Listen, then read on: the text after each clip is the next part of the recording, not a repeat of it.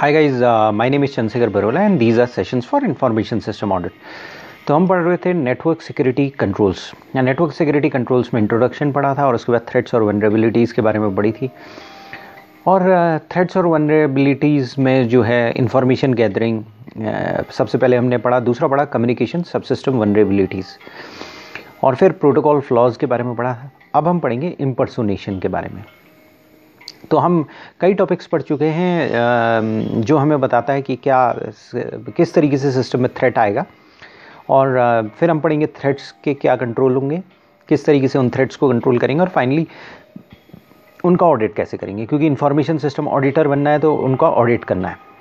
तो जो हमारा नेक्स्ट टॉपिक है कम्युनिकेशन सिस्टम वनरेबिलिटीज़ और प्रोटोकॉल फ्लॉज के बाद इम्पर्सोनेशन है। इम्पर्सोनेशन का मतलब क्या होता है? इम्पर्सोनेशन का मतलब ये होता है कि दूसरे बंदे की तरह अपने आप को प्रेजेंट करना, यानी कहीं पर आप जाना और किसी का दूसरा नाम ले लेना, दूसरे व्यक्ति की जगह अपने आप को रख लेना और ऑथेंटिकेट करना कि दूसरे में ये व्यक्ति मैं हूँ। जैसे कोई एक आदमी आया आपके पास, उन्होंने कहा कि आप कौन हैं, कोई पर्टिकुलर चीज़ किसी पर्टिकुलर व्यक्ति को देनी है, उसकी जगह कोई और व्यक्ति पहुँच गया और उसने कहा मैं ये हूँ।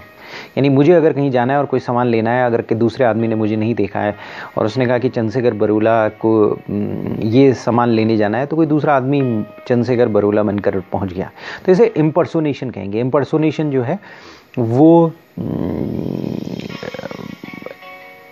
काफ़ी सिग्निफिकेंट थ्रेट है किसी वाइड एरिया नेटवर्क में।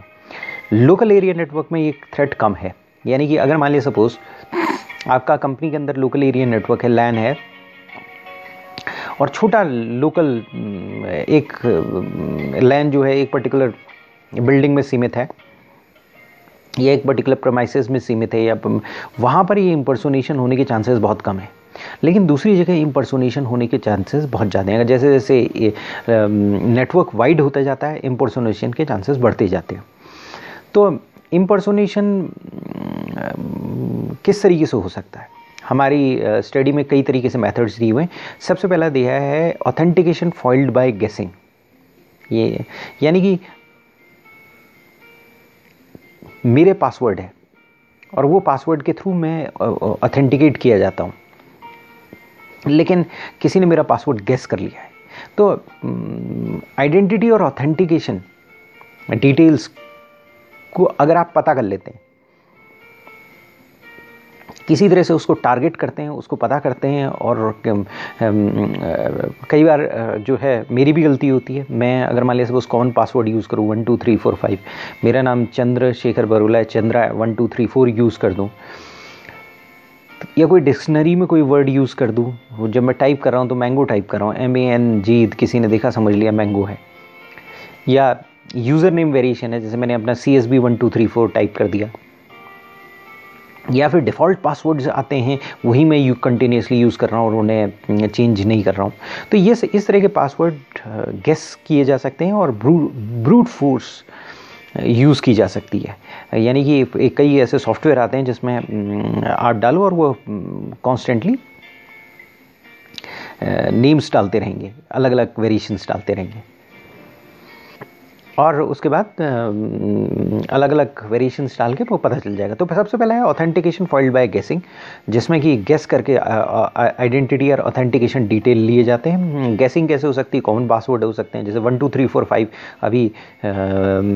अभी न्यूज़ निकली थी कि जो सबसे ज़्यादा यूज पासवर्ड है 1 2 3 4 5 है।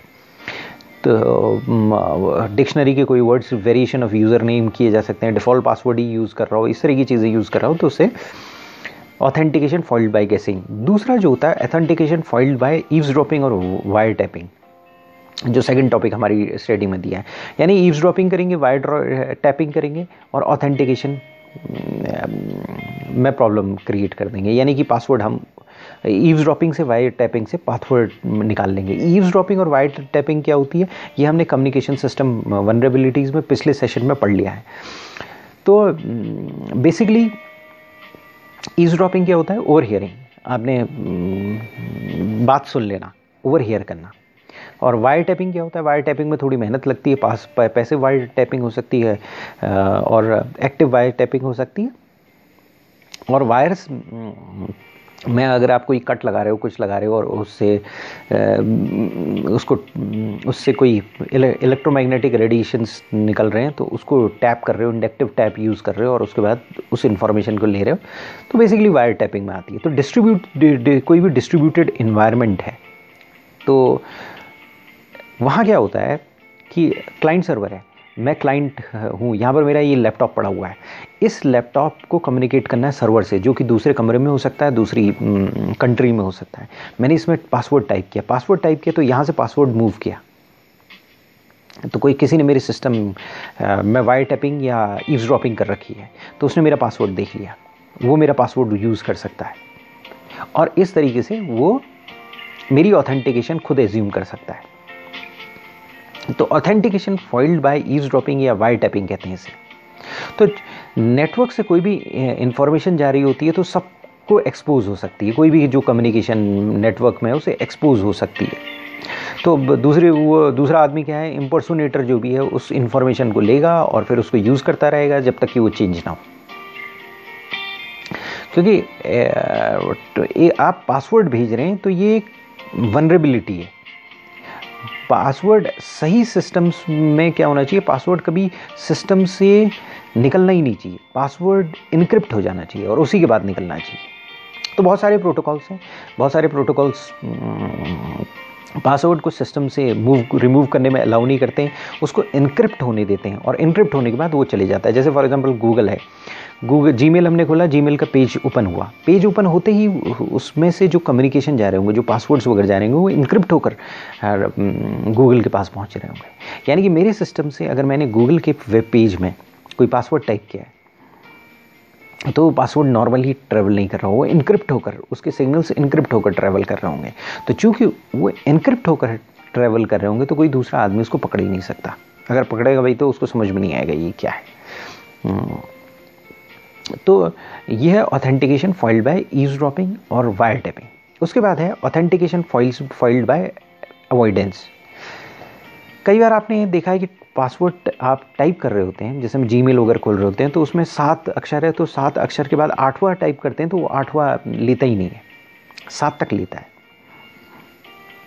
तो 7 उसने वर्ड्स लिए। सपोज मेरा पासवर्ड है चंद्रशेखर, CHANDRA और फिर उसके बाद SHEKHAR। तो बाकी जो मतलब पासवर्ड मेरा फिक्स साइज का है, बाकी जो वो सारे कैरेक्टर्स को देखेगा और पहले 7 कैरेक्टर्स अगर पासवर्ड के लिए हैं तो उतना ही लेगा और बाकी को बफर में होल्ड आउट करेगा। तो वो क्या करेगा, मालूम पड़ा मेरा पासवर्ड है CHANDRA, मैंने CHANDRA 1 2 3 CHANDRA और 1 2 3 कर रखा है, जिससे कि लोगों को पता न चले। लेकिन वो पासवर्ड 7 अक्षर का है तो वो CHANDRA ही लेता है। तो मैं टाइप करता हूँ CHANDRA और फिर 1 2 3 टाइप करता हूँ, वो लेता ही नहीं है। तो यहाँ पर 2 चीज़ें हो सकती हैं। पासवर्ड आपने ओपन किया, CHANDRA लिया, पहले 7 वर्ड लिए, बाकी लिए नहीं। मेरे को लगा कि बाकी वर्ड मैंने डाल दिए, बाकी अल्फ़ाबेट्स मैंने डाल दिए, उसने लिए नहीं और मेरे को एक्सेस दे दी क्योंकि पहले 7 वर्ड सही हैं। दूसरा चीज़ ये हो सकता है कि अगर मैं एक लेवल से ज़्यादा वर्ड्स डालूँ 7 से तो वो ऑटोमेटिकली ऑथेंटिकेशन देते। कई ऑपरेटिंग सिस्टम्स में इस तरीके की चीज़ हो जाती है। तो ये ऑथेंटिकेशन फॉइल्ड बाय अवॉइडेंस है। ये प्रॉब्लम जो है अब नहीं होती, जनरली सॉफ्टवेयर्स वगैरह में जो अच्छी साइट्स हैं उसमें ये नहीं होती है, लेकिन पहले होती थी। पहले ऑपरेटिंग सिस्टम एक पर्टिकुलर फिक्स टाइप का पासवर्ड लेता था और अगर आप वो वर्ड्स टाइप करें तो पहले 7 वर्ड्स लेकर और फिर आपको एक्सेस दे देता था। बाद में आप कुछ डालें वो उसको नहीं देखता था। इसके बाद है non existent authentication. Non existence authentication में क्या होता है कि कई बार जो अटैकर है वो ऑथेंटिकेशन मैकेनिज्म को डिसेबल कर देता है, सर्कमवेंट कर देता है, डिसेबल कर देता है। और वो कैसे करता है, जैसे फॉर एग्जांपल मैं हूँ, अगर मैं कोई सपोज मैं एक यूज़र हूँ, मैं सेम यूज़र हूँ, मेरे पास मैं डेटा को स्टोर कर रहा हूँ तो एक कंप्यूटर में कर रहा हूँ और दूसरा कोई प्रोसेसेस रन कर रहा हूँ तो दूसरे कंप्यूटर में यूज़ कर रहा हूँ। तो पहली बार जब मैं एंटर करता हूँ तो दोनों कंप्यूटर्स मेरे पासवर्ड को ऑथेंटिकेट कर लेते हैं। इसके बाद मैं एक से कम्युनिकेट करता हूँ या दूसरे से कम्युनिकेट करता हूँ या पे ऑथेंटिकेशन एक ही बार होता है। यानी कि अगर मान लिया मैं पहली बार कम्युनिकेट कर रहा हूँ तो ऑथेंटिकेशन होगा, और उसके बाद कंप्यूटर टू कंप्यूटर जो कम्युनिकेशन होगा, ट्रस्टेड कंप्यूटर से आपस में कम्युनिकेशन कंप्यूटर करने देगा। तो यहाँ पर प्रॉब्लम क्रिएट हो जाती है। तो कई बार क्या होता है कि जो अटैकर है वो एक सिस्टम का एक्सेस ले लेता है और उस ऑथेंटिकेशन वीकनेसेस का फ़ायदा उठाता है, क्योंकि एक सिस्टम का उसने एक्सेस ले लिया तो बाकी सिस्टम में ऑटोमेटिकली एक्सेस मिल जाता है, क्योंकि एक सिस्टम दूसरे सिस्टम से कम्युनिकेट कर रहा होता है और पहले सिस्टम से जो कम्युनिकेशन आता है वो ट्रस्टेड कम्युनिकेशन आ रहा है तो उस कम्युनिकेशन को करने देता है। तो इस तरीके से नॉन एग्जिस्टेंट ऑथेंटिकेशन होता है, यानी कि ऐसा ऑथेंटिकेशन जो नहीं है फिर भी है। और कई बार क्या होता है कि बहुत सारे ऐसे सिस्टम्स होते हैं जो जिसमें कि किसी गेस्ट को कि या कुछ आइडेंटिटीज़ दे दी जाती हैं, कुछ गेस्ट को लोगों को दे दी जाती हैं, एनोनिमस अकाउंट्स दे दी जाते हैं ताकि आउटसाइडर को एक्सेस मिल जाए सिस्टम की, कुछ पर्टिकुलर रीजंस की वजह से एक्सेस दे दी जाती है। उनका यूज़ कर कर सिस्टम के अंदर जाकर ब्रीच करके या सरकमवेंट करके एक्सेस ले लिया जाता है। नॉन एग्जिस्टेंट ऑथेंटिकेशन के बाद है वेल नोन ऑथेंटिकेशन। ऑथेंटिकेशन जो है यूनिक होना चाहिए, गैस करना डिफिकल्ट होना चाहिए। जैसा हमने पहले बोला कि अगर मान लें सपोज उसको गैस कर देते हैं, गैस कर सकते हैं, तो फिर वो ऑथेंटिकेशन का कोई मतलब नहीं होगा। लेकिन कई जगह क्या होता है, वेंडर जो है कंप्यूटर अगर मान लिया कोई बेचता है और उसमें एक सिस्टम एडमिनिस्ट्रेटर का अकाउंट इंस्टॉल्ड होता है और डिफ़ॉल्ट पासवर्ड होता है, लेकिन वो डिफ़ॉल्ट पासवर्ड या टेस्ट पासवर्ड या डिमॉन्स्ट्रेशन के टाइम पर एक पर्टिकुलर पासवर्ड होता है, उसको चेंज नहीं किया जाता है या उन पर्टिकुलर टेस्ट पासवर्ड्स वगैरह को डिलीट नहीं किया जाता है। अगर टेस्ट पासवर्ड टेस्ट के टाइम पर, जिस टाइम पर उसका डेमो हो रहा है, तो आपने टेस्ट पासवर्ड चेंज नहीं किया, टेस्ट उस समय डेमो के टाइम पर आपने टेस्ट पासवर्ड यूज़ किया, उस टेस्ट आईडी को यूज़ किया, लेकिन उसको चेंज नहीं किया या उसको डिलीट नहीं किया, सॉरी चेंज जो है टेस्ट आईडी है उसको डिलीट कर देना चाहिए, नहीं किया तो वो वहीं पर रह जाती है और कोई आदमी उसको यूज़ कर लेता है, या डिफ़ॉल्ट पासवर्ड ही रहने दिया, उसको चेंज नहीं किया। तो ये वेल नोन ऑथेंटिकेशन में आता है और ये नेटवर्क में वनरेबिलिटी क्रिएट करता है। ये सारी चीज़ें नेटवर्क में वनरेबिलिटीज़ क्रिएट करती है। बेसिकली इम्पर्सोनेशन में हमने देखा कि जो हमारा ध्यान है वो पासवर्ड पर है या एक्सेस राइट्स पर है। अगर एक्सेस राइट्स किसी को मिल जाए, किसी भी रीज़न से मिल जाए, वेल नोन ऑथेंटिकेशन है, non existence authentication, basically authentication पर एम्फेसिस है इस पूरे उसमें। ऑथेंटिकेशन हमने पहले ही बोला, ऑथेंटिकेशन डिफ़िकल्ट चीज़ होती है, लॉजिकल एक्सेस कंट्रोल में हमने बोला, और वो पासवर्ड से कंट्रोल की जाती है। तो पासवर्ड कंट्रोल है तो सारी चीज़ें कंट्रोल है। तो पासवर्ड आप ऐसा बनाइए कि जो किसी कोई देख ना सके, कोई गेस ना कर सके। डिफ़ॉल्ट पासवर्ड को चेंज कर लीजिए। सिस्टम ऐसा ना हो कि उसमें अगर मान लीजिए सपोज़ आप एक सिस्टम में जाने तो दूसरे सिस्टम में जाने के लिए भी आपको पासवर्ड की ज़रूरत हो। अगर सिंगल साइन ऑन्स यूज़ कर रहे हैं तो वहाँ पर अलग सिस्टम्स हो। तो इस तरीके की चीज़ें हमें इस तरह की चीज़ें यूज़ करके सिस्टम को पावरफुल बनता है। इसके बाद अगली चीज़ है स्पूफिंग। स्पूफिंग में हमारी स्टडी में 3 चीज़ दिया हुआ है, मैस्करेडिंग, सेशन हाईजैकिंग और man in the middle attack दिया हुआ है। स्पूफिंग में क्या होता है कि स्पूफिंग भी एक तरह का इम्पर्सोनेशन है और इसमें क्या है, वैलिड एंटिटी को फॉल्सली रिप्रेजेंट किया जाता है कम्युनिकेशन में। अगर मान लिया कोई कम्युनिकेशन हो रहा है तो जो वैलिड एंटिटी है, मालूम पड़ा अगर आप सिटी बैंक से कम्युनिकेट कर रहे हो तो सिटी बैंक की जो रियल साइट है उसकी जगह आपके पास फेक साइट खुल जाएगी। आप इन्फॉर्मेशन डालोगे, सारी इन्फॉर्मेशन चलेगी और वो साइट अचानक गिर जाएगी और आपके पासवर्ड्स वगैरह उसके पास चले जाएंगे। तो इम्पर्सोनेशन जो है, यहाँ पर भी इम्पर्सोनेशन किया जाता है। तो ये इम्पर्सोनेशन स्पूफिंग से क्लोजली रिलेटेड है। जब एक अटैकर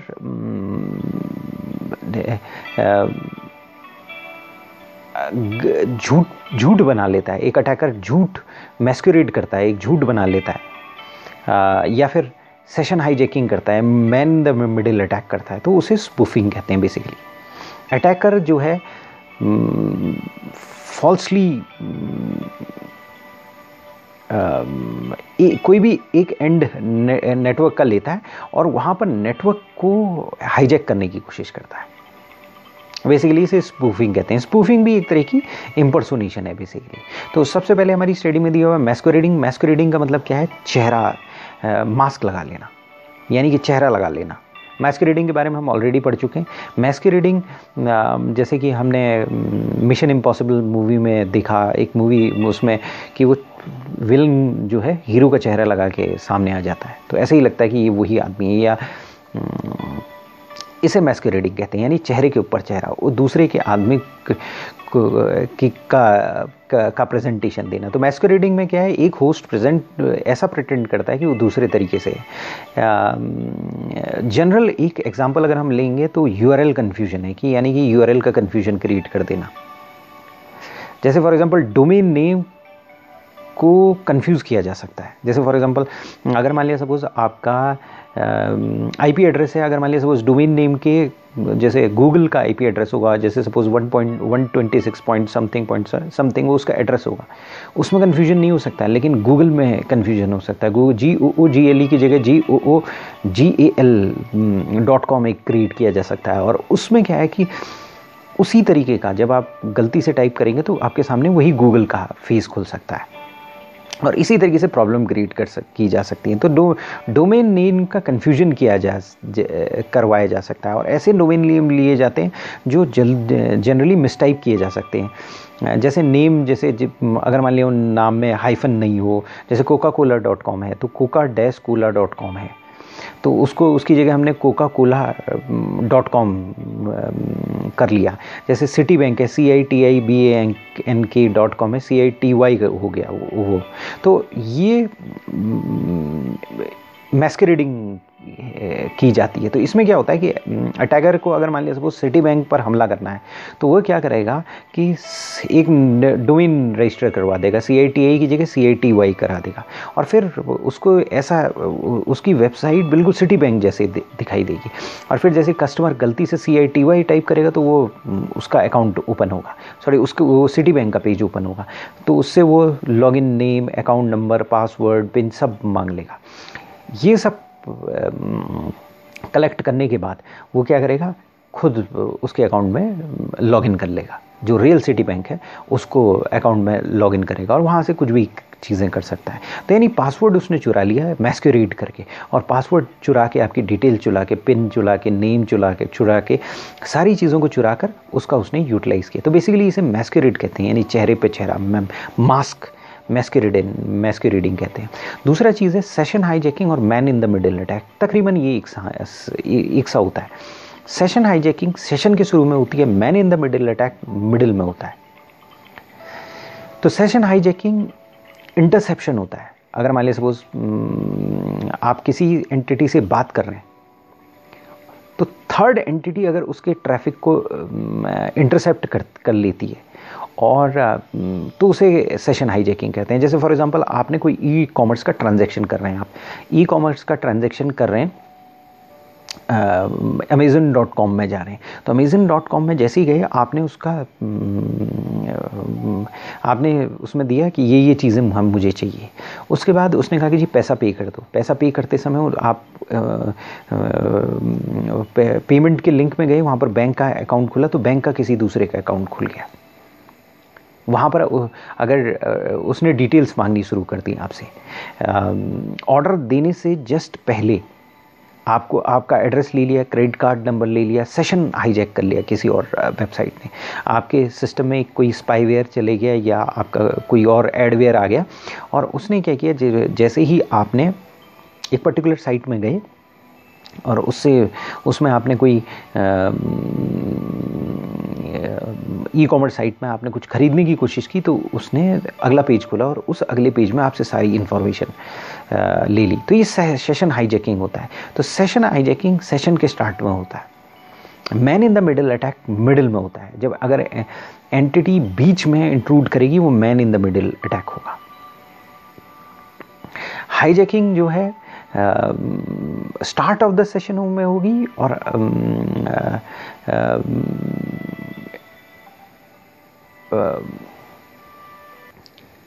तो ये डिफरेंसेस सीमेंटिक डिफरेंसेस हैं, बहुत ज़्यादा डिफरेंसेस नहीं है। मतलब एक सेशन हाईजैकिंग और man in the middle attack से एक जो होगी सेशन के स्टार्ट में होगी और एक मिडिल में होगी, सेशन एस्टेब्लिश होने के बाद में होगी। और मैस्करेडिंग का मतलब हम समझ गए। तो स्पूफिंग एक और तरीका है जिससे कि नेटवर्क सिक्योरिटी के कंट्रोल को इम्पेयर किया जा सकता है, नेटवर्क सिक्योरिटी के कंट्रोल को प्रॉब्लम क्रिएट किया जा सकता है। थैंक्स।